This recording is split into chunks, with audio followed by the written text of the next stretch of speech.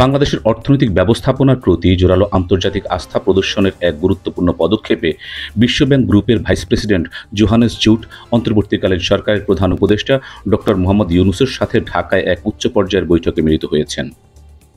বৈঠকে তিনি অন্তর্বর্তীকালীন সরকার অর্থনৈতিক সংস্কার কর্মসূচির প্রশংসা করেন এবং বাংলাদেশের দীর্ঘদিনের অংশীদার হিসেবে বিশ্ব ব্যাংকের প্রতিশ্রুতি পুনর্ব্যক্ত করেন। ঢাকায় প্রধান উপদেষ্টার কার্যালয়ে অনুষ্ঠিত এই বৈঠকে দেশের সামষ্টিক অর্থনৈতিক স্থিতিশীলতা, কাঠামোগত সংস্কার, জলবায়ু সহনশীলতা এবং অন্তর্ভুক্তিমূলক উন্নয়নের মতো গুরুত্বপূর্ণ বিষয়গুলো আলোচনায় উঠে আসে। বৈশ্বিক অর্থনৈতিক অনিশ্চয়তার মাঝেও বাংলাদেশের অর্থনীতিকে নতুনভাবে স্থিতিশীল রেখেছে এমন নীতির ধারাবাহিকতা বজায় রাখার উপর উভয় পক্ষই গুরুত্ব আরোপ করেন। মিস্টার জুট বলেন, 2031 সালের মধ্যে একটি উচ্চ মধ্যম আয়ের দেশে পরিণত হওয়া বাংলাদেশের লক্ষ্য অর্জন কঠিন, তবে অর্জনযোগ্য।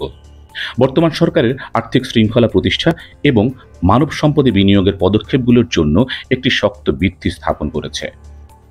ভবিষ্যতের কৌশলগত অগ্রাধিকার বৈঠকে প্রধান উপদেষ্টা ডক্টর মোহাম্মদ ইউনূস একটি অবাধ ও সুষ্ঠু নির্বাচনের প্রস্তুতির পাশাপাশি অর্থনৈতিক স্থিতিশীলতা বজায় রাখতে সরকারের দৃঢ় প্রত্যয়ের কথা তুলে ধরেন। তিনি নবায়নযোগ্য জ্বালানি, শিক্ষা এবং দারিদ্র্য বিমোচনের মতো খাতে বিশ্বব্যাংকের কারিগরি ও আর্থিক সহায়তার জন্য কৃতজ্ঞতা প্রকাশ করেন। অন্তর্বর্তীকালীন সরকারের তত্ত্বাবধানে বাংলাদেশ যখন এগিয়ে চলছে, তখন বিশ্বব্যাংকের মতো অংশীদারদের সমর্থন নতুন শক্তি ও প্রেরণা যোগাচ্ছে। ভাইস প্রেসিডেন্টের ভাষায়, বাংলাদেশের মানুষ বড় স্বপ্ন দেখে। এই স্বপ্নের অংশীদার হিসেবে তাদের পাশে হাঁটতে পেরে বিশ্বব্যাংক গর্বিত। আন্তর্জাতিক অঙ্গনে বাংলাদেশের ভাবমূর্তি ও অর্থনৈতিক অগ্রযাত্রার জন্য এই বৈঠক নিঃসন্দেহে একটি ইতিবাচক বার্তা বহন করে। Subscribe now for daily news and updates.